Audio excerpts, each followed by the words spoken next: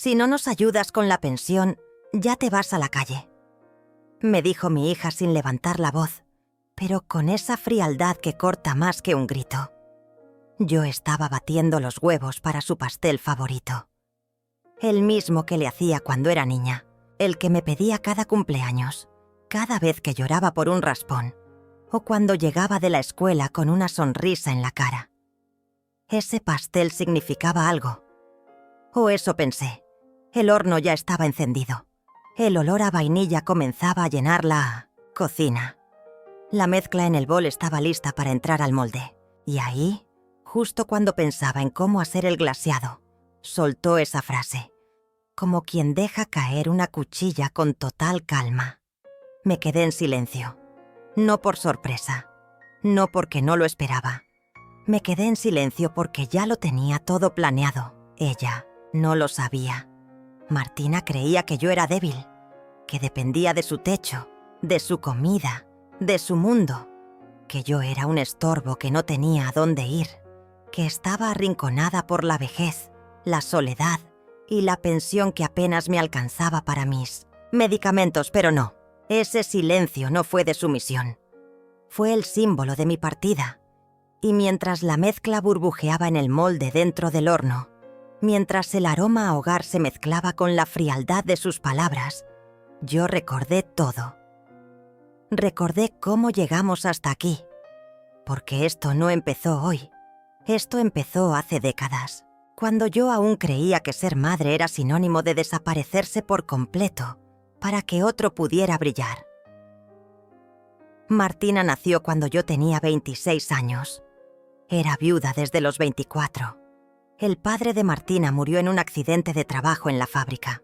Un hierro cayó sobre él. Ni un centavo de indemnización. Solo una caja de cartón con su reloj, su gorra y un par de documentos manchados de grasa. Volví a vivir con mi madre en ese entonces. Trabajaba en las noches haciendo pan para vender en la mañana. Aprendí a hacer pasteles, empanadas y tamales. Me rompí la espalda de pie frente a la estufa de leña, en la misma cocina donde aprendí a cocinar con mi abuela. Todo lo hice por ella. Cuando Martina tenía 5, conseguí alquilar un pequeño local. Vendía mis dulces ahí. Con eso logré pagarle una escuela decente. Zapatos nuevos, clases de inglés. No faltó a un solo paseo escolar. No le conté que muchas noches yo comía solo tortillas con sal para que ella pudiera llevar un refrigerio digno. No le dije que usaba mi vestido más viejo en Navidad para poder regalarle la muñeca que quería. No le dije que me dolía la espalda tanto que lloraba en la ducha, pero sonreía en la cocina, porque creía que era mi deber, porque así me enseñaron. Porque si una madre no se sacrifica, ¿quién lo haría? Pero los sacrificios, cuando son invisibles por mucho tiempo, dejan de parecer amor y se vuelven obligación a los ojos de los que reciben. Y eso fue lo que pasó con Martina. Los primeros signos de desprecio no llegaron de golpe. Se filtraron como el moho. Despacio, silenciosos, pero implacables. A los 18, cuando le pregunté si iba a acompañarme al funeral de mi hermana, me dijo: «Tengo una reunión importante en la universidad, mamá. No puedo faltar por cosas de viejos». A los 22, cuando se graduó, no me invitó a la ceremonia. Me dijo que solo había espacio para 2 personas y que su novio y su suegra eran más útiles en ese momento. A los 26, cuando se casó, me pidió que ayudara en la cocina, de la recepción en lugar de sentarme con los invitados. «Es que tú haces muy bien el arroz con leche, mami. Además, así ayudas sin molestar». Y yo, estúpida, lo hice. Después del divorcio, Martina volvió a vivir conmigo. Traía 2 niños pequeños y un carácter más agrio que nunca. Acepté sin dudar. Yo había hipotecado parte de la casa para ayudarle con la compra del nuevo hogar cuando se casó. Al final, terminé pagando gran parte de esa propiedad que ahora decía que era solo suya. Pero no dije nada. La recibí con los brazos abiertos. Crié a sus hijos como si fueran míos. Cocinaba, limpiaba, los llevaba a la escuela, los cuidaba cuando estaban enfermos. Y mientras ella salía a trabajar o simplemente a respirar un poco, yo me encargaba de todo. Pero los años pasaron. Yo envejecí. Los niños crecieron. Martina ascendió en el trabajo y comenzó el desprecio. No limpias bien. Ya no haces las cosas como antes. Si no aportas con la pensión, ¿qué haces aquí realmente? Eso me decía. No en tono de broma. No con preocupación. Con rabia. Con ese tono de alguien que se arrepiente de haber dejado entrar a su madre en su vida. Y un día me quitó la llave de la casa. Para evitar que se te pierda, dijo. Pero yo sabía lo que significaba. Significaba que ya no era bienvenida. Lo que Martina nunca esperó fue que yo guardara todo. Recibos, transferencias, pruebas de que parte de esa casa fue pagada con mi dinero, papeles de cuando se hizo la reforma, contratos firmados con mi nombre, pagos que salieron de mi pensión para evitar que perdiera la propiedad durante su divorcio. Ella lo sabía, siempre lo supo, pero prefería fingir que yo no tenía derechos, solo obligaciones, hasta el día en que dejé de pedir permiso para existir. No respondí cuando me echó en cara que debía aportar más. No grité cuando me dijo que le costaba mantenerme. Solo serví el pastel en silencio. Lo dejé sobre la mesa. Y mientras ella daba el primer bocado, yo ya estaba marcando el número de Rubén, un viejo amigo, un hombre que conocía desde que éramos jóvenes. Honesto, leal, contador retirado. No era rico, pero tenía lo que yo más necesitaba en ese momento: conocimiento y respeto.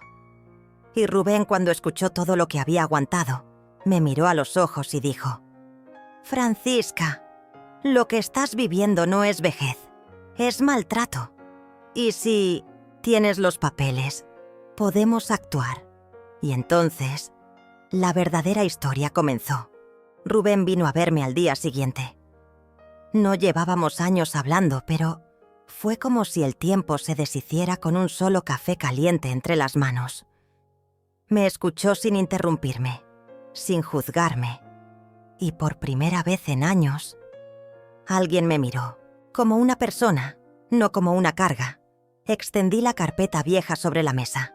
Estaba llena de recibos, copias de transferencias, contratos firmados por mí, notas escritas a mano, incluso fotografías de la casa antes y después de las reformas. Rubén no necesitó mucho tiempo para entender lo que tenía frente a él. «Esto no es solo prueba de inversión, Francisca», dijo mientras revisaba los papeles. «Esto es prueba de copropiedad. Tú pagaste una parte importante de esta casa. Y si ella lo sabía, aún así decirte que no tienes derecho es peor de lo que pensabas». No dije nada. Solo apreté la taza entre mis manos. Yo no quería pelear, no buscaba venganza, pero quería una cosa: respeto. Y si para eso tenía que recordarle a mi hija quién era yo, entonces lo iba a hacer. Todo comenzó cuando Martina se casó con Ignacio. Tenía 25 años, un carácter fuerte, ambición y una necesidad urgente de dejar de vivir conmigo. «Ya no soy una niña, mamá. Quiero tener mi propia casa, mi vida. Tú lo entiendes, ¿no?» Lo entendí. Por supuesto que sí. Pero también entendí lo que significaba endeudarse, hipotecar, firmar documentos que uno no alcanza a leer bien, porque la ilusión de ver a un hijo avanzar es más fuerte que cualquier advertencia. Martina no tenía crédito suficiente. Ignacio tampoco. ¿Quién firmó como garante? Yo. ¿Quién puso los primeros 150,000 pesos? Yo. Era mi ahorro de toda una vida. No para lujos, para emergencias, para mi vejez, para cuando ya no pudiera valerme sola. Pero ese dinero desapareció, sin aplausos ni gratitud. Y cuando Ignacio la dejó por otra mujer 3 años después, Martina volvió a mi casa y trajo consigo las escrituras de la casa que supuestamente era solo suya. «Es lo único que me queda, mamá», me dijo entre lágrimas. Y así, con mis ahorros puestos en esa propiedad, terminé recibiéndola otra vez en mi cocina. Los primeros años fueron llevaderos. Estábamos rotas las dos. Yo, con mis manos artríticas. Ella, con su orgullo lastimado. Me necesitaba. No lo decía, pero se notaba. Cuidé a los niños, cociné, lavé, planché. Apoyé con mi pensión cuando ella se atrasaba en los pagos. Incluso trabajé vendiendo empanadas desde casa para no ser una carga. Pero con el tiempo, cuando ella empezó a estabilizarse, cuando fue ascendiendo en la oficina, cuando volvió a pintarse el cabello y comprar ropa nueva, mi presencia comenzó a estorbarle. Primero fueron comentarios sueltos. «No hagas tanto ruido en la cocina. No muevas mis cosas. Esos frascos son míos». Después vino el control. «No salgas sin avisar. No abras la puerta a nadie. No uses mi lavadora cuando estoy en casa». Y luego, el desprecio. Una noche la escuché hablar con una amiga por teléfono. «Sí, todavía vive conmigo, pero ya no ayuda como antes. Solo cobra su pensión y hace su vida. Yo estoy cansada. En esta casa ya no cabemos las dos». Sentí el cuerpo helado. La voz no me salía. Ella sabía que yo estaba allí. Lo dijo para que lo oyera. La siguiente semana me pidió la llave para mandarla a hacer de nuevo, más segura. Nunca me la devolvió. Desde entonces, cada vez que salía al mercado o al médico, debía esperar que ella llegara para poder entrar de nuevo. Y aún así, le seguía haciendo el pastel cada domingo, por costumbre, por cariño, por nostalgia. No lo sé, hasta el día que me lo dijo sin piedad. «Si no ayudas con la pensión, te me vas de la casa esta misma semana». Rubén me ayudó a organizar todo. Reunimos documentos, ordenamos fechas, redactamos una carta legal simple pero clara. No la íbamos a demandar. Aún. Solo queríamos que entendiera que yo no estaba en la casa como una invitada, que esa casa también era mía. Pero cuando se lo mostré, su reacción me sacudió más que cualquier palabra. Lo leyó con los labios, apretados. Después lo arrugó y lo tiró al suelo. «¿Así que ahora me vas a quitar lo poco que tengo?», me gritó. «Después de todo lo que he hecho por ti». Me quedé mirándola. Sentí cómo el aire me faltaba, pero no por miedo, por decepción. «¿Qué hiciste por mí, Martina? ¿Darme un techo que también pagué? ¿Tratarme como una intrusa en mi propia casa? ¿Negarme una llave? Te di un lugar para vivir», gritó. «No», dije en voz baja pero firme. «Me lo gané, con mi trabajo, con mi sacrificio y con el amor que nunca supiste devolver». Los días siguientes fueron un infierno. Me ignoraba completamente. No me hablaba, no me miraba, no tocaba la comida si yo la había preparado. Decía a los niños que no me molestaran, que la abuela estaba en uno de sus días. Me sentí invisible, pero no vencida. Rubén me llamó una noche. «¿Estás lista?». «Sí», le dije. «Ya no quiero quedarme donde no me respetan». Entonces iniciamos el proceso legal. Y aunque no era rápido ni fácil, sabía que esta vez no iba a retroceder. Lo más doloroso no fue la indiferencia. Fue saber que ella sabía todo desde el principio. Sabía que yo tenía derechos. Sabía que había papeles que me respaldaban. Sabía que, si me plantaba, podía reclamar lo que era mío. Y aún así, prefirió humillarme. Prefería tenerme bajo su control, tenerme callada, agradecida, sumisa. Pero ya no era esa mujer. Yo no nací para ser una sombra en mi propia historia. Y por primera vez estaba dispuesta a hacer ruido. Martina no me hablaba. Desde aquella conversación en la cocina, donde le mostré los papeles y le dije con calma pero con firmeza que yo no era una huésped, sino copropietaria, algo se rompió entre nosotras que ya no se podía pegar. Lo había intentado durante años. Cerré la boca cuando me humillaba. Aguanté comentarios hirientes. Aguanté el silencio, las puertas cerradas, el trato frío. Todo en nombre de la paz, de no querer problemas, de mantener una familia. Pero ahora ya no sentía miedo. Sentía claridad. Esa misma semana, Rubén me acompañó al juzgado. Llevábamos todos los papeles organizados. Tenía el recibo del depósito que hice años atrás. Tenía copias de las transferencias mensuales que hice cuando vivían en pareja. Tenía el contrato original de compra, donde aparecía como garante. Tenía pruebas fotográficas de las remodelaciones que pagué con mi pensión durante años. Y lo más importante, testigos. 2 vecinos que podían afirmar con detalles que yo vivía ahí desde hacía más de una década, que contribuía económicamente y que incluso les había dicho en varias ocasiones que esa casa la habíamos levantado entre las 2. No era necesario pelear, solo reclamar mi parte, mi derecho, y eso hicimos. El abogado de oficio que me asignaron fue claro.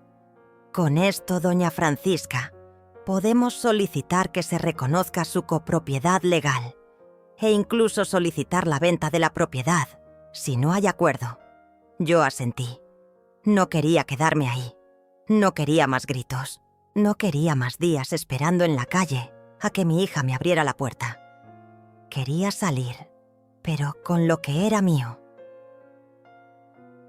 2 semanas después, Martina recibió la notificación judicial. Yo estaba en la cocina, cortando cebolla. Cuando llegó, traía el sobre en la mano y los ojos encendidos. No dijo nada. Solo lo dejó caer sobre la mesa con un golpe seco y me miró como si fuera una desconocida. ¿De verdad me estás haciendo esto? No respondí. ¿Después de todo lo que hice por ti? Repitió, más fuerte. Seguí cocinando. Eres una egoísta. Siempre lo fuiste. Todo esto es por dinero. Entonces dejé el cuchillo, me limpié las manos con el delantal y la miré.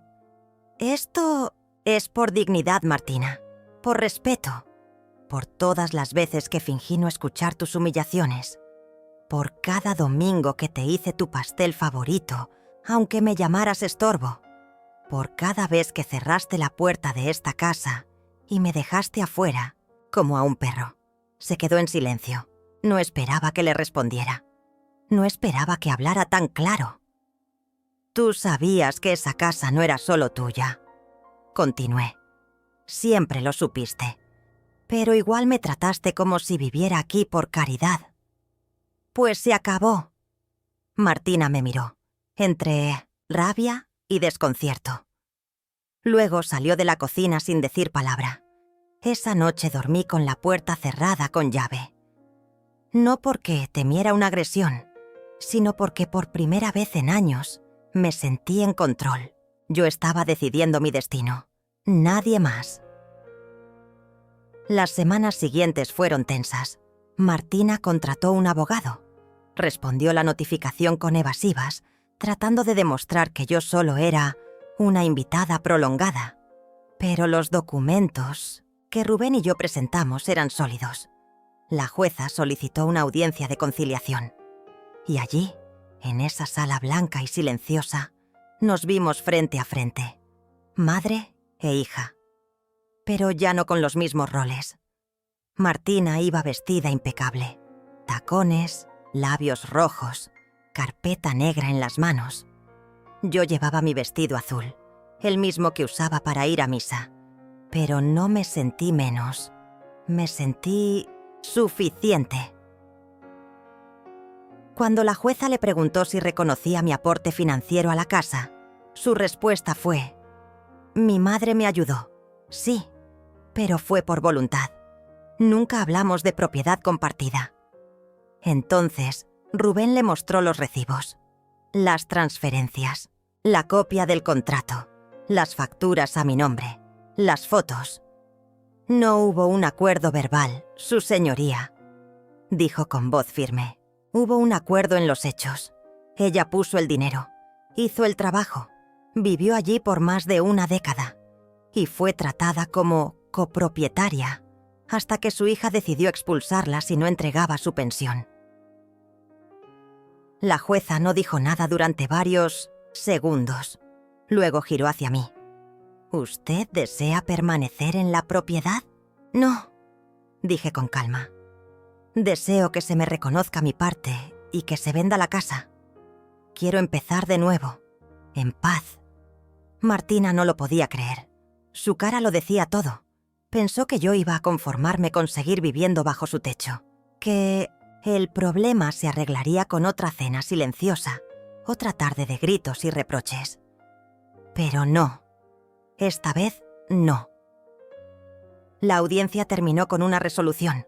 La casa debía ser tasada, y si no llegábamos a un acuerdo de división, se pondría a la venta judicial. Martina explotó apenas salimos. «Estás feliz ahora, ¿verdad? Vas a hacer que vendan la casa donde crecieron mis hijos».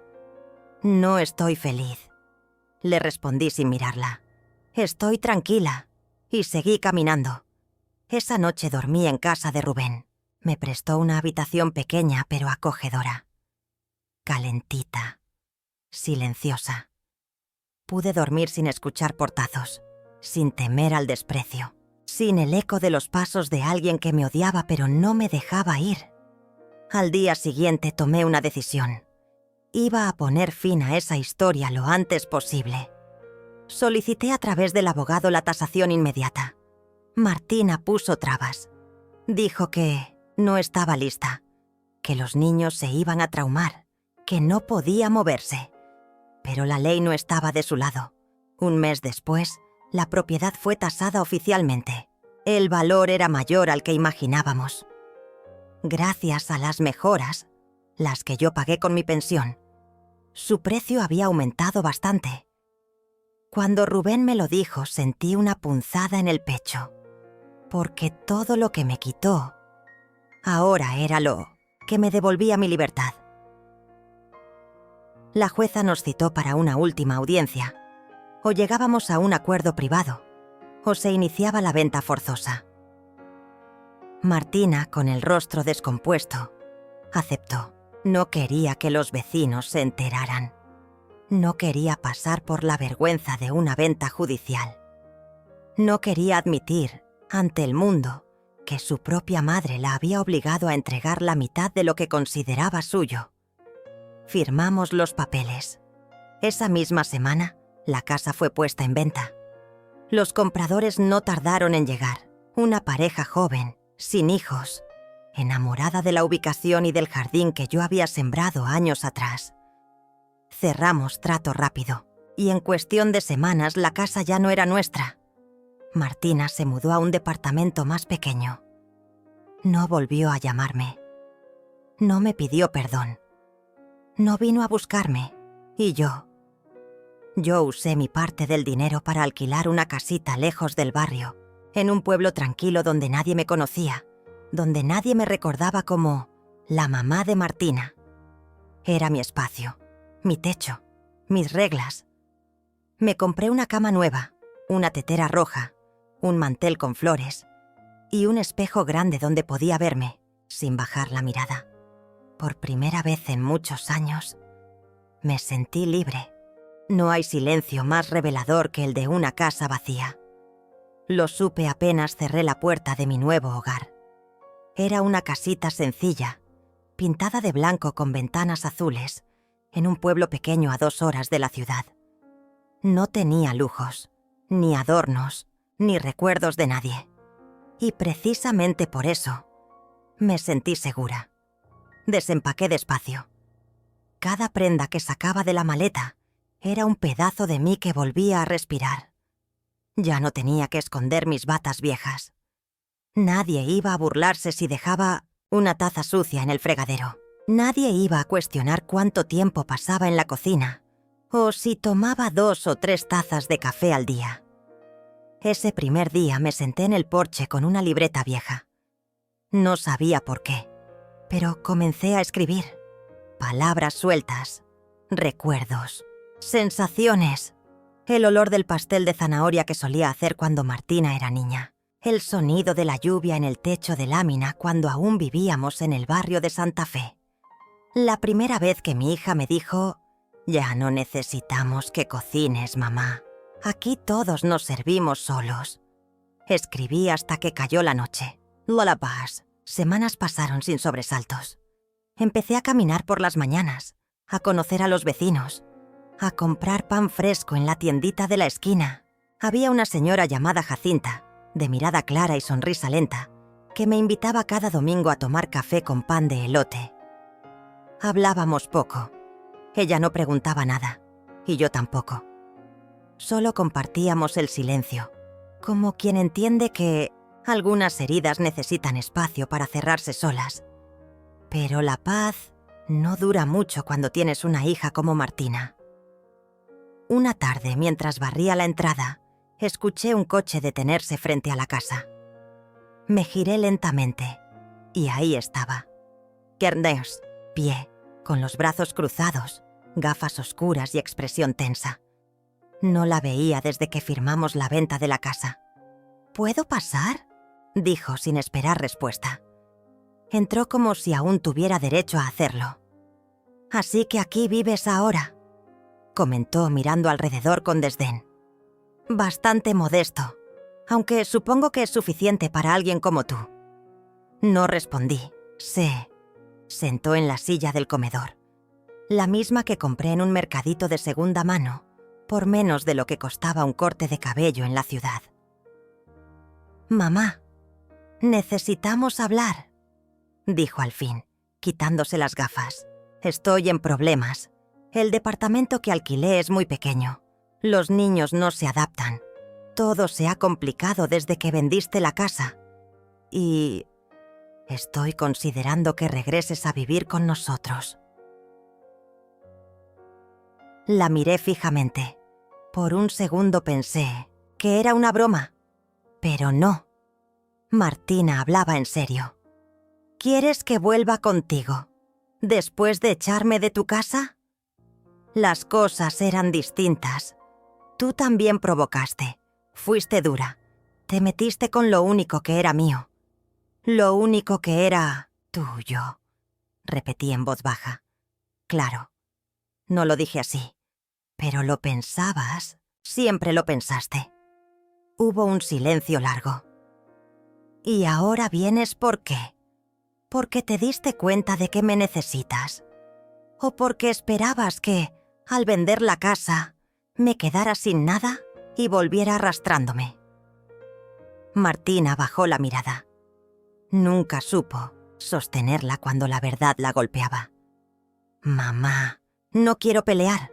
Solo quiero que volvamos a estar juntas, como antes». Me eché a reír. No fue una risa fuerte. Fue seca, cansada, áspera. ¿Como antes? Cuando fingías que no existía. Cuando me decías que mi pensión era para cubrir los gastos y que yo debía agradecer por tener un techo. Ella se levantó de golpe. «Estás dramatizando. Y tú estás desesperada», le dije sin moverme. «Pero no me manipules, no más». Ya no soy esa mujer que agachaba la cabeza. Martina no dijo nada más. Salió de mi casa tan rápido como había entrado. Esa noche me senté en el porche. El cielo estaba despejado. Las estrellas brillaban como cuchillos sobre un fondo de terciopelo negro. Me abrigué con una manta y cerré los ojos. Recordé a la Francisca que fui. La que hacía pasteles mientras su hija planeaba cómo sacarla de la casa. La que lloraba en silencio cuando escuchaba la puerta cerrarse con cerrojo. La que se escondía en la cocina para no estorbar. Esa mujer ya no vivía aquí. Pasaron los días, luego las semanas. Martina no volvió a buscarme, pero me llegaron mensajes, por WhatsApp, por correo, a través de conocidos, siempre con el mismo tono. Víctima, confundida, condescendiente. Intentaba culparme por su soledad, por su situación económica, por el caos que supuestamente yo había causado al pedir lo que era mío. No respondí. Entonces cambió la estrategia. Una mañana recibí una notificación. Martina estaba intentando impugnar la venta de la casa, alegando que yo la había presionado emocionalmente para firmar. Lo supe enseguida. No era por justicia. Era por venganza. Rubén me ayudó otra vez. Armó un expediente con las pruebas del proceso, con copias de cada firma, de cada acuerdo voluntario. Su tono fue directo. «Esto es absurdo, Francisca, pero intentará desgastarte. Te quiere cansar». No, lo logró. Fuimos llamados a una nueva audiencia. Martina llegó vestida de luto, ojerosa, más delgada. Quiso parecer débil, inestable. Dijo que yo la había manipulado emocionalmente, que había aprovechado su estrés para obligarla a vender. Cuando el juez le preguntó si tenía pruebas de coacción, dijo que no. Solo intuición. Yo, en cambio, presenté copias de mensajes donde ella aceptaba el acuerdo. Grabaciones de voz donde admitía que era justo dividir la propiedad. Incluso un video donde decía, en tono burlón, «A ver si con tu parte te alcanza para algo más que una casa de muñecas». El juez desestimó su denuncia. El caso fue cerrado. No solo eso. Su abogado renunció en el acto. Dijo frente a todos que no podía defender un argumento construido con mentiras. Martina salió del juzgado con los ojos vidriosos. No de tristeza, de furia. Yo volví a casa, en paz, y por primera vez me permití llorar. No de dolor, de alivio. Me miré en el espejo esa noche y lo supe. No iba a regresar jamás a la sombra de nadie. Ni siquiera la de mi hija.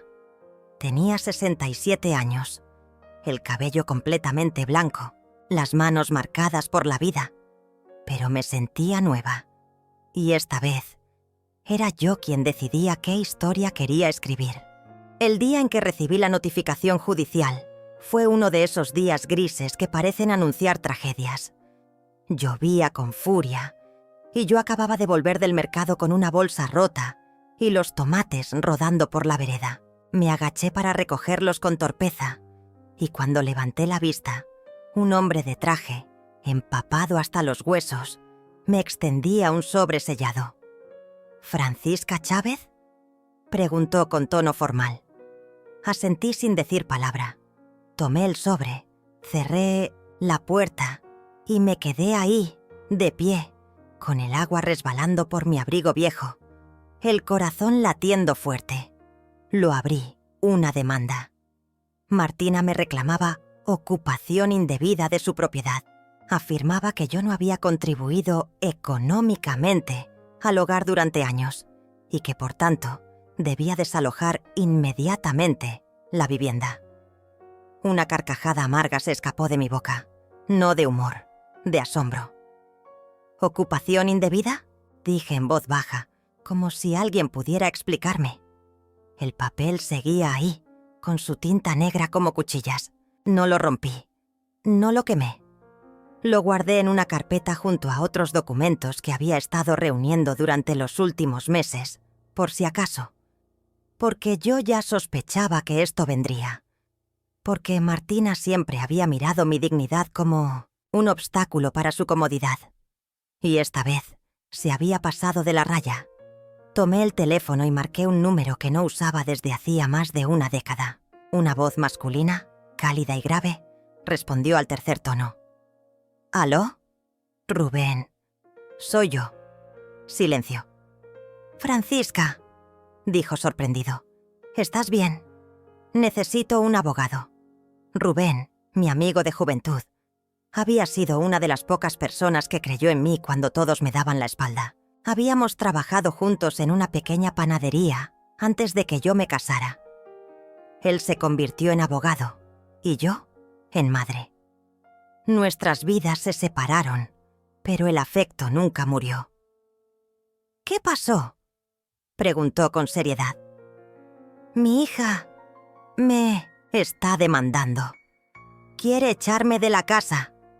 Nos reunimos al día siguiente en su oficina. Rubén hojeó los documentos con ojos entrenados. Sus cejas se fruncieron varias veces. Suspiró. Tienes derecho a la mitad de esa propiedad, Francisca. Legalmente. Tú y tu difunto esposo compraron esa casa juntos. Aunque la escritura esté a nombre de Martina, los aportes tuyos constan en los recibos bancarios. Tengo cómo probarlo. Y más aún, tengo mensajes de ella, firmados, donde reconoce que es tu casa también. No solo no puede echarte, podrías, si quieres, vender tu parte. Levanté la mirada. Por primera vez, vi una puerta abierta que no había considerado. No solo defenderme, no solo resistir, sino tomar control, terminar con esa historia de desprecio. ¿Y si lo hago?, pregunté. ¿Y si vendo? Sería completamente legal, respondió. Y simbólicamente poderoso. Rubén se encargó del resto, en silencio, sin escándalos. Martina, al enterarse de que yo había contraatacado con pruebas, en lugar de amedrentarse, enloqueció. Me envió mensajes de voz desesperados, llenos de llanto fingido. «Eres mi madre. ¿Cómo puedes hacerme esto? ¿Vender mi casa?» «No es solo tuya», le respondí con calma. «Es mía también. Y tú decidiste tratarme como una extraña. Intentó chantajearme con los nietos. Ellos te van a odiar», me dijo. «Vas a quedar sola. Ellos crecerán», le respondí. «Y quizás algún día entiendan». No volví a contestar sus mensajes. Una mañana, mientras el sol apenas se filtraba por las ventanas, Rubén me llamó. «Listo. La venta fue aprobada. El comprador ya firmó. Tienes un depósito inicial en tu cuenta. En 3 semanas se oficializa la transferencia y Martina tendrá que abandonar la propiedad». Me quedé en silencio. No por duda, no por tristeza, sino porque había llegado el momento. Porque la justicia silenciosa, la que no grita, la que no se venga, finalmente se había hecho presente. Martina explotó. Me buscó frente a todos. Un día, saliendo del mercado, se paró frente a mí y comenzó a gritar. «Eres una traidora, una maldita traidora. Eres mi madre. ¿Cómo puedes dejarme en la calle?» La gente se detuvo. Algunas miradas eran de morbo, otras de compasión hacia mí. Un señor mayor la reprendió. «No se le habla así a una madre». Pero Martina no escuchaba. Temblaba de rabia, de impotencia, de orgullo herido. «Siempre fuiste una víctima, toda la vida, siempre queriendo que los demás te agradecieran». «No, Martina», le dije firme sin gritar. Yo solo quería respeto. Se hizo un silencio espeso. «Y si alguna vez me viste como una víctima», continué, «fue porque tú decidiste convertirme en una». Ella bajó la mirada. Las lágrimas brotaron, pero ya no tenían poder. No sobre mí. Volví a casa caminando despacio. Sentí los pasos firmes, la espalda erguida, como si hubiera recuperado algo que me habían arrancado hacía muchos años. 3 semanas después, la venta se cerró oficialmente. Con el dinero me compré una casita en el campo, no muy lejos de donde vivía mi hermana en sus últimos años. Un lugar con árboles altos, un gallinero abandonado que renové con mis manos, y una cocina amplia donde empecé a hornear como cuando era joven. No abrí ninguna escuela, no escribí ningún libro, no busqué fama ni perdón. Solo quería empezar de nuevo, sin gritos, sin humillaciones, sin que nadie me hiciera sentir menos. Y por primera vez en mi vida, eso era exactamente lo que tenía, una vida solo mía, una paz que nadie me podía arrebatar, una dignidad intacta. La noche antes de abandonar definitivamente la casa, ya vacía, no pude dormir. Cada rincón parecía murmurar pedazos de mí que había dejado ahí durante años. La mesa de madera, donde tantas veces serví la comida sin recibir un «gracias». La ventana que daba al jardín, el mismo donde Martina jugaba cuando aún me abrazaba con ternura.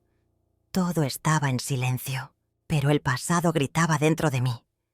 Eran las 2:45 cuando encendí la luz de la cocina. Me hice un té. Me senté en una de las únicas sillas que quedaban. Pensé en la venta, en los papeles ya firmados, en la cuenta bancaria que, por fin, tenía dinero solo mío, en el pequeño departamento que me esperaba a unas horas de allí, humilde, pero mío, en paz. Y pensé también en ella, en Martina. ¿Dónde estaría ahora? ¿Sabía ya? ¿Le habrían avisado los abogados? A las 3:10 sonó el timbre.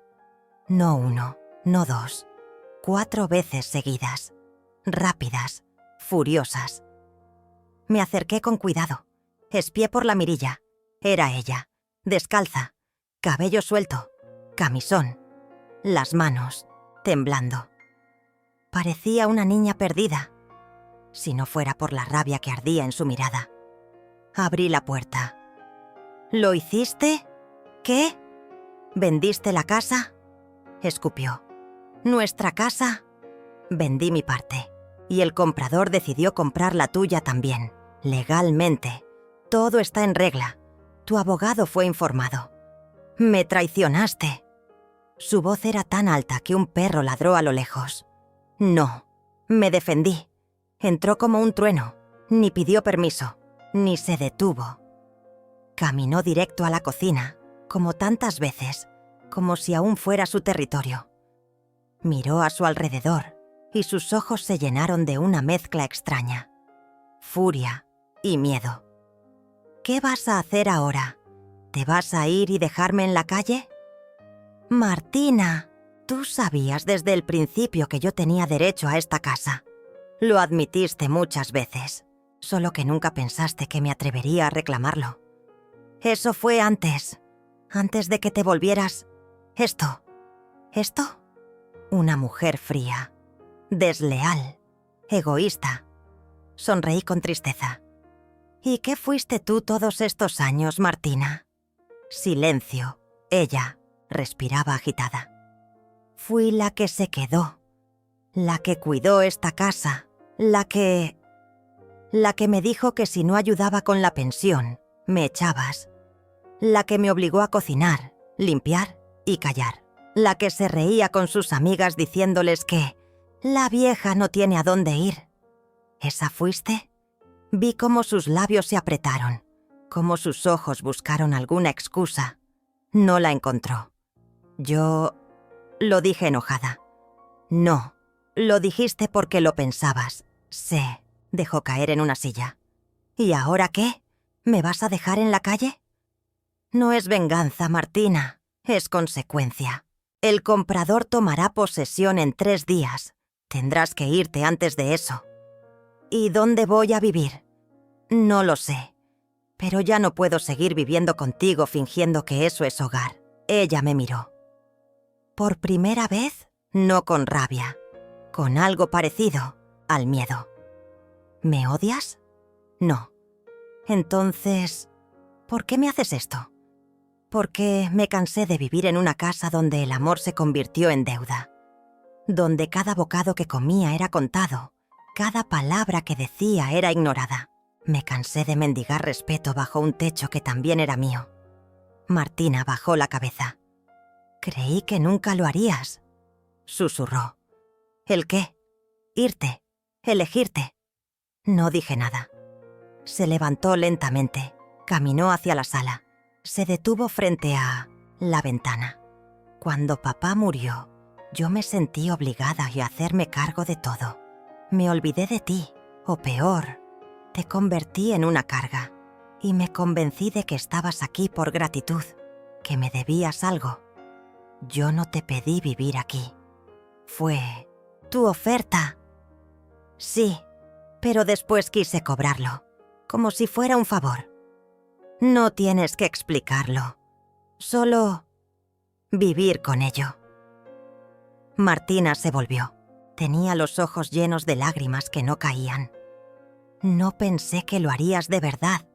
Vender, irte. Tú sabías que podía hacerlo, solo que creíste que no tenía el valor. Y lo tenías. Lo construí, día a día, en cada silencio, en cada humillación. ¿Dónde vas a vivir? En un lugar pequeño, tranquilo, con vecinos amables. ¿Sola? Libre. Martina tragó saliva. ¿Y yo?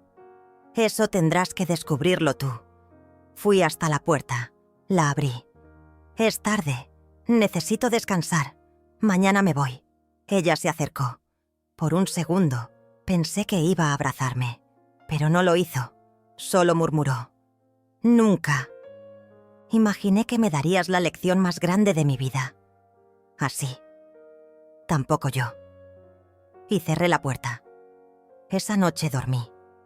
No profundamente, no sin sueños, pero por primera vez en años, sin culpa. A la mañana siguiente, el abogado del comprador llegó. Firmamos lo último. Me entregaron el cheque. Guardé los papeles. Salí de la casa. No miré atrás. Martina no estaba. No sé si ya se había ido o si no quiso despedirse. No importaba. Subí al taxi. Respiré hondo. El pasado se quedó detrás. Lo que venía era solo mío. La mañana que llegué a mi nuevo hogar fue como asomarme a una vida desconocida. El sol se filtraba por las cortinas sencillas de un estampado floral que yo misma había elegido en un mercadillo. Abrí la puerta de madera pintada de verde agua y la brisa me recibió con un susurro de libertad. Entré y miré cada pared desnuda, cada rincón vacío, y por primera vez pensé, esto es mío. Deshice las maletas con calma. Cada prenda que saqué era un trozo de mi pasado convertido en presente. Colgué un cuadro pequeño que me regaló Rubén en mi cumpleaños. Una acuarela de un campo de amapolas. La coloqué en la pared frente a la cama. Luego puse una silla junto a la ventana, donde me sentaría a leer y quizás a escribir algo que solo yo tendría permiso de contar. Salí a caminar por el pueblo. Las calles de tierra, los muros encalados, las flores silvestres asomando en los rincones me hacían sentir que estaba en otra época.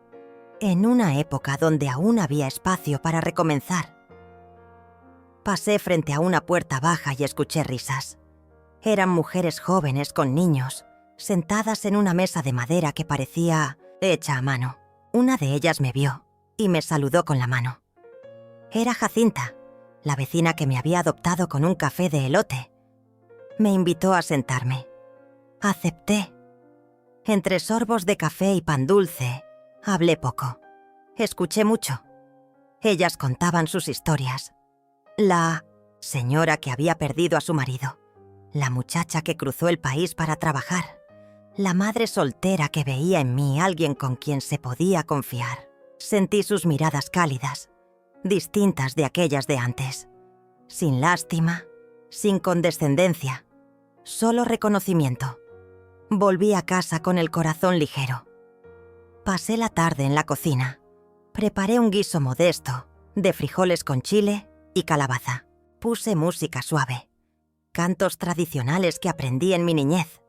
Cocinar ya no era un acto de obligación, era un acto de creación, de amor propio.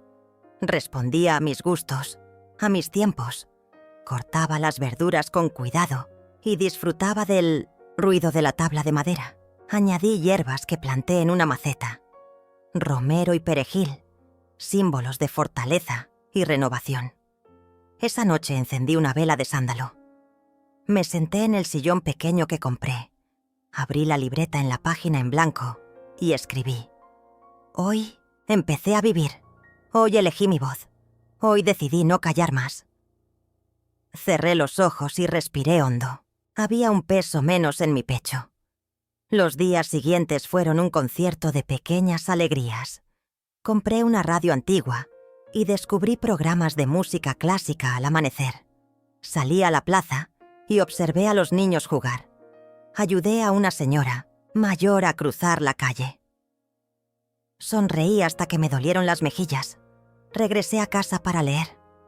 Mi estante, aunque modesto, tenía espacio para crecer. Pensé en los libros que había guardado en cajas. Al día siguiente, invité a su casa a Rubén. Él llegó con una botella de vino tinto.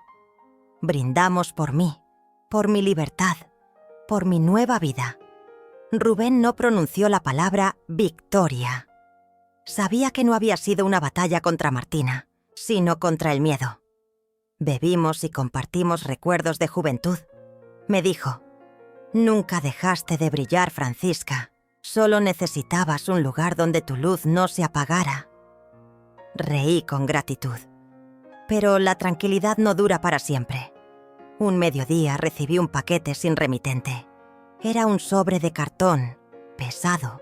Lo abrí con cautela y dentro encontré una carta y una llave. La letra era inconfundible, la de Martina. La carta decía: «Mamá, no esperaba que lo hicieras. No esperaba que encontraras un lugar que no fuera este. Pero te admiro, te quiero. No sé si alguna vez podré pedir perdón, pero quisiera que esta llave sirviera para recordarte que aún tienes un hogar donde tú quieras. Te amo». Los ojos se me llenaron de lágrimas. La llave tenía grabadas nuestras iniciales, F y M. Guardé la llave en el cajón de la mesa de noche. No sé si algún día la usaré, pero me reconforta saber que, a pesar de todo, supe dejar espacio para el perdón sin perder mi dignidad. Pasaron meses. Cada amanecer me encontraba agradecida. Tuve ganas de reconectar con antiguos amigos, de viajar un poco. Pero entonces comprendí que el viaje más importante ya estaba hecho, de la sumisión al respeto propio. Mi rutina era libre. Despertaba sin alarma, caminaba descalza por el patio, regaba mis plantas, leía, cocinaba y a veces salía a ayudar a quienes me necesitaran. Un día, mientras barría la acera, sentí una presencia atrás. Me di vuelta y ahí estaba Martina. Sus ojos no eran los de antes. No había reproches, solo un tímido brillo de orgullo y temor. «Hola, mamá», dijo sin mucha seguridad. «Hola, Martina. Quería verte», añadió. «Decirte gracias por todo». No sabía qué decir. Me quedé en silencio. Ella continuó. «Aprendí de ti, a no callar, a no quedarme donde me hacen daño. No vine a pedir nada, solo a decir que te quiero». Se volteó para irse. Entonces la llamé. «Martina», se detuvo. «Ven y toma un café conmigo». Ella dudó. Después sonrió con timidez y entró a mi casa. Puse agua a hervir. Saqué 2 tazas. Hablamos poco. Bebimos despacio. La miré a los ojos y supe que, aunque nuestro pasado tuviera grietas imposibles de borrar, el presente podía ser un terreno fértil para algo nuevo. No sé si algún día volveremos a ser madre e hija como antes. Quizás nunca. Pero esa taza de café compartido en mi cocina pequeña, con la llave guardada en el cajón, fue el inicio de una nueva forma de respeto mutuo. Porque reconstruirse no significa olvidar. Significa elegir, cada día, alguien con quien caminar. Y yo elegí caminar conmigo misma. Y, si ella lo desea, a mi lado. Algunas madrugadas me despierto antes de que el cielo se tiña de azul. Me siento en la silla frente a la ventana, con una manta sobre los hombros y una taza de infusión caliente entre las manos. Desde ahí, veo cómo el mundo se despierta lento, como si la vida quisiera darme una segunda oportunidad para saborearla a fuego lento. La casa que compré no es grande ni moderna, pero tiene algo que nunca antes tuve: paz. La pequeña huerta que planté con ayuda de Jacinta florece cada semana con nuevas sorpresas. Tomates jugosos, albahaca, un limonero que crece torcido pero firme. Mis manos, antes temblorosas por tanto aguantar, ahora se manchan de tierra por placer, no por obligación. Rubén me ayudó a instalar un banco de madera junto a las plantas, donde me siento a escribir en una libreta marrón que compré en la feria artesanal del pueblo. En esas páginas no cuento tragedias, sino las pequeñas victorias cotidianas. Cuando logré arreglar el grifo por mí misma, cuando vendí mis primeros frascos de mermelada casera en la plaza, o cuando me di cuenta de que podía reír sin sentir culpa. A veces, la gente del pueblo me llama Doña Francisca, y en su voz hay un respeto distinto. No es por mi edad ni por lástima, es porque, poco a poco, se han enterado de mi historia. No por mí, sino por boca de otros. Rubén, claro, ha contado lo que viví, pero sin dramatismos. Lo cuenta como se relatan las leyendas que merecen ser escuchadas. Y lo curioso es que no me molesta. Al contrario, saber que mi historia, sin necesidad de escándalos ni exageraciones, inspira a otras mujeres a levantarse, me da un sentido que nunca busqué, pero que ahora agradezco profundamente. Un día, una joven llamada Milagros se me acercó en la plaza. Tendría unos 30 años, con ojeras marcadas y voz temblorosa. Me dijo que había escuchado de mí, que su suegra la trataba como sirvienta y su esposo no la defendía, que había pensado en irse muchas veces, pero no sabía si era capaz. Me pidió consejo. No le di grandes discursos, solo le dije: no esperes que alguien venga a salvarte, pero tampoco creas que estás sola. La puerta hacia tu libertad está ahí, solo necesitas decidir cruzarla. Lloró en silencio. Me abrazó y se fue. Días después, la vi caminando con una maleta pequeña y una niña de la mano. Me sonrió de lejos. No necesitó decir nada. El perdón, en cambio, es un proceso más largo. Martina me visita de vez en cuando. Llega sin avisar, se sienta conmigo, trae pan dulce o una flor arrancada del jardín. No hablamos mucho del pasado. A veces se le escapan disculpas pequeñas disfrazadas de comentarios. No sabía que te gustaba tanto el jazmín, mamá. Este café me recuerda al que tú hacías cuando era niña. Yo las escucho, las atesoro, pero no las obligo a crecer. He aprendido que forzar el perdón es una nueva forma de control, y yo ya no vivo bajo dominios. Lo más extraño es que nunca imaginé que mi vida tendría tanto color después de los 60.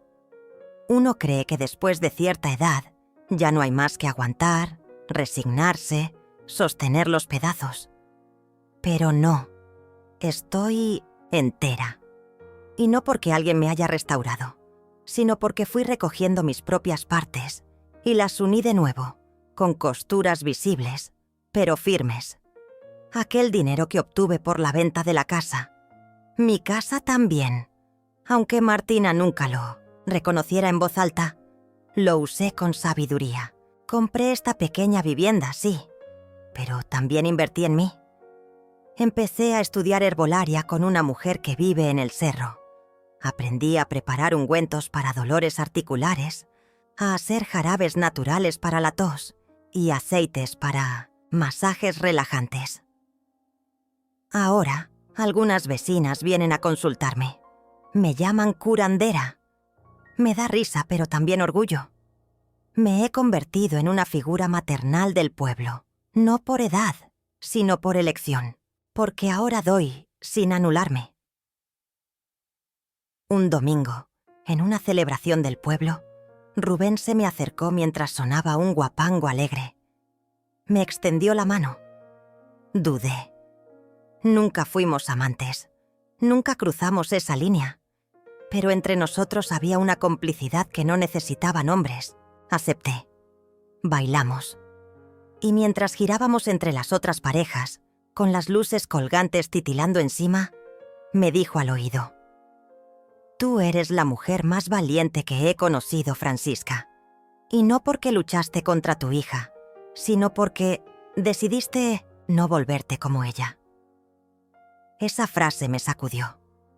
A veces el dolor nos convierte en lo que más odiamos, pero yo, aunque estuve cerca, me negué a replicar el desprecio que había recibido. No respondí con gritos ni con rencor. Respondí con decisión y con la mayor dignidad que pude reunir. Cada noche, antes de dormir, enciendo una pequeña lámpara junto a la cama. Leo unas páginas de un libro que saco de mi estante, siempre diferente. Y luego escribo 3 cosas por las que doy gracias ese día. Algunas veces son simples: que no me dolió la espalda, que la sopa quedó sabrosa, que un niño me regaló una flor. Otras veces son más hondas: que no volví a sentir miedo, que mi soledad ya no es un castigo, que mi voz, esa que estuvo silenciada tantos años, ahora se escucha dentro de mí.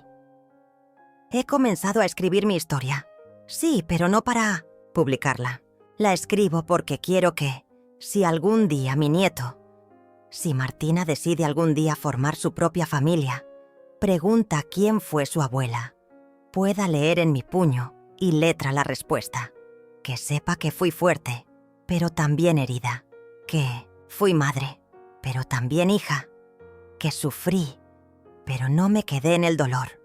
Que me atreví, aunque fuera tarde, a vivir.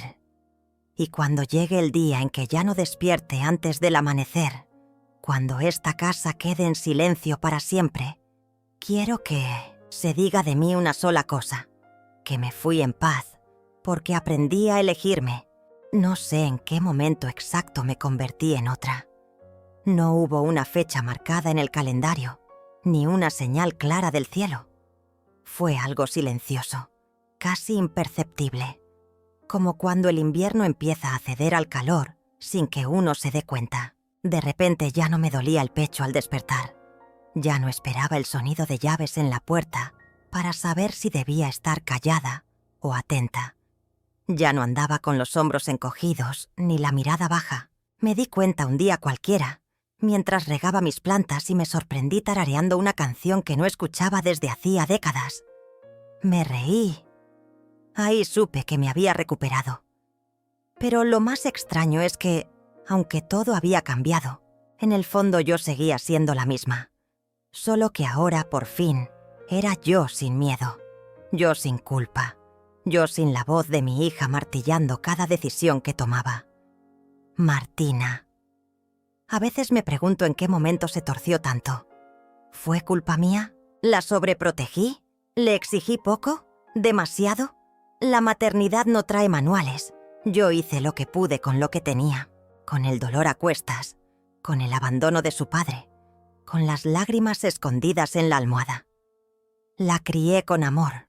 Le di mi juventud, mis fuerzas, mis mejores años. ¿Y qué recibí? Frialdad, desdén, humillaciones que aún resuenan en mi memoria. Si no ayudas con la pensión, te vas a la calle. Aquella frase fue la grieta final. Pero ahora la recuerdo sin rabia, solo como un punto de quiebre. El lugar exacto donde mi dignidad dejó de dormirse cada noche bajo su techo. Porque sí, era su casa legalmente, pero era mi hogar. Yo ayudé a levantar esas paredes, a pagar esas cuentas, a cuidar de sus hijos. Y ella lo sabía, siempre lo supo. Pero le convenía fingir que yo era solo una carga, una mujer vieja que debía agradecer por cada comida, por cada noche con techo. Pero yo ya no soy esa mujer. Cuando decidí defender mis derechos, no lo hice solo por mí. Lo hice por todas las Francisca que están en silencio ahora mismo. Por todas las mujeres que dan y dan y dan hasta quedarse vacías. Y aún así, las llaman egoístas cuando se niegan a dar más. Usé mi nombre completo en ese documento legal no por formalidad, sino como declaración. Francisca Chávez existe y merece respeto. Recuerdo el día que recibí el depósito por la venta de la casa. No fue alegría lo que sentí al ver la cuenta bancaria. Fue alivio, una paz silenciosa. No porque el dinero me importara, sino porque simbolizaba algo mayor. La validación de que yo también contaba, que mi historia tenía peso, que mi vida, a pesar de todo, valía. Y aunque vi a Martina llorar en el tribunal, no me alegró. Me dolió. Pero ya no podía cargar con el dolor de ella también. Esa mochila la debía llevar sola. Me instalé en esta nueva casa con lo justo. Muebles reciclados, sábanas heredadas, de Jacinta, tazas que encontré en una feria. Y sin embargo, era más mía que cualquier lugar en el que hubiera estado antes. Las paredes eran blancas, pero yo las llené de fotos, de flores secas, de recuerdos que elegí conservar. Empecé a caminar por el barrio, a mirar los rostros de las personas, a dejarme ver. Por años viví intentando ser invisible. Ahora, al fin, ocupaba un lugar. Un día, mientras tomaba un café en la plaza, se me acercó un grupo de mujeres mayores. Me invitaron a un círculo que hacían los viernes. Leían poesía, tejían, compartían historias. Acepté. Fue la primera vez en mucho tiempo que me sentí parte de algo. Nos reíamos, llorábamos y entre todas nos reconstruíamos. No hablábamos de nuestras hijas ni de nuestros errores. Hablábamos de nosotras, como si al fin nos estuviéramos dando el permiso de existir, más allá del rol de madre, esposa, cuidadora. Rubén vino a visitarme una tarde. Traía un libro viejo bajo el brazo y una bolsa de pan recién horneado. Nos sentamos en el patio. El sol caía lento sobre las baldosas. Me miró con esos ojos serenos de quien ha vivido mucho y aún así no ha perdido la ternura. Me dijo: «Sabes, Francisca, hay personas que dejan de vivir cuando los demás dejan de amarlas, pero tú volviste a nacer cuando empezaste a amarte a ti misma». No supe qué decirle. Solo le tomé la mano. Martina me llamó hace poco. Estaba diferente, más callada. Me preguntó si podía venir a verme. Le dije que sí. Cuando llegó, traía en las manos una caja de cartón. Dentro había cartas que yo le escribí cuando era niña. Cartas que ella nunca me respondió. Las había guardado todas. Me las entregó sin palabras. Las leí esa noche, una por una. En cada una, la voz de una madre que rogaba por ser vista, por ser querida, por ser suficiente. No lloré. Solo cerré la caja y la puse en mi estante, porque ya no necesito que me respondan esas cartas. Ya no busco respuestas en el pasado. Ahora camino hacia adelante. Y aunque la herida está ahí, ya no supura. Cicatrizó. Y en esa cicatriz se esconde mi historia. Hoy me levanté temprano. Preparé pan de elote, como el que hacía mi abuela. Lo llevé al círculo de mujeres. Nos sentamos al aire libre, bajo la sombra de un árbol viejo. Alguien leyó un poema de Rosario Castellanos. Alguien más cantó bajito una ranchera antigua. Yo cerré los ojos y respiré. Y por primera vez en muchos años, sentí que estaba exactamente donde debía estar. No sé cuánto tiempo me queda. Nadie lo sabe. Pero sé que los días que vienen los viviré con la frente en alto, con las manos abiertas, con el corazón tranquilo. Porque si algo aprendí, es que nunca es tarde para elegirte. Nunca es tarde para decir basta. Nunca es tarde para empezar de nuevo. Y si alguien está escuchando esto, si alguna mujer está en silencio, pensando que no puede más, quiero que escuche estas palabras y las lleve como un mantra. Tú no estás sola y mereces mucho más que migajas de afecto. Mírate al espejo, levanta la cabeza y recuerda, tú también eres historia y mereces escribir el final. Yo ya lo hice. Y esta vez fue con mi letra. Hay momentos en la vida en que uno se detiene y observa con detenimiento el camino recorrido. No como un acto de vanidad, sino como un acto de supervivencia. Hoy, mientras me siento en esta nueva casa que construí con mis propias manos, no puedo evitar pensar en todo lo que dejé atrás y en todo lo que gané al mismo tiempo. La tristeza, el dolor, el abandono, pero también la fuerza, la dignidad y la libertad. No fue fácil llegar hasta aquí. Nadie dijo que sería sencillo, pero tampoco dije que me rendiría. Durante años me sentí pequeña, invisible, atrapada en una prisión invisible hecha de silencios y reproches.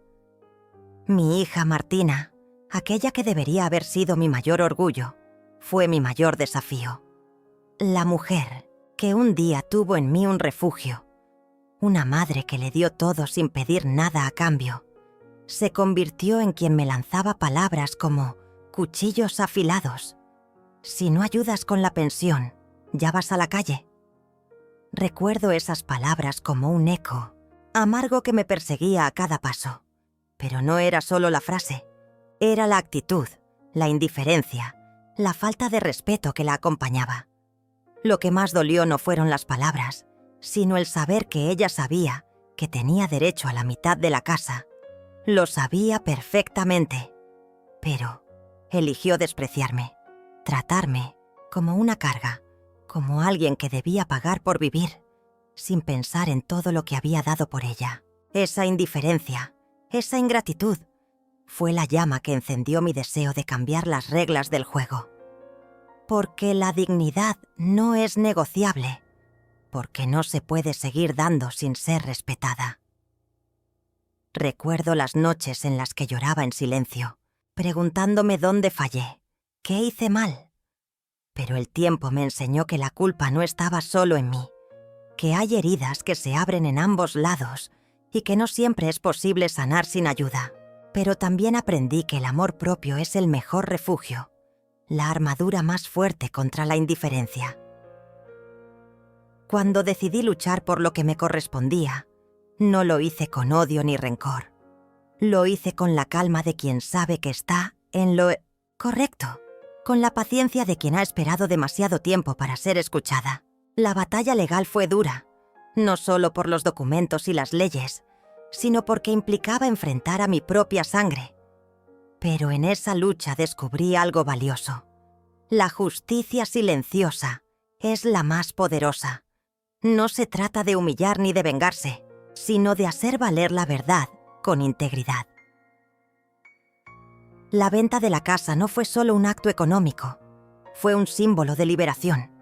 Con ese dinero, compré un hogar para mí, un espacio donde puedo ser yo sin miedo ni vergüenza, donde el único ruido que escucho es el latido de mi propio corazón y no los reproches de nadie. Ese hogar es mi triunfo, mi renacimiento.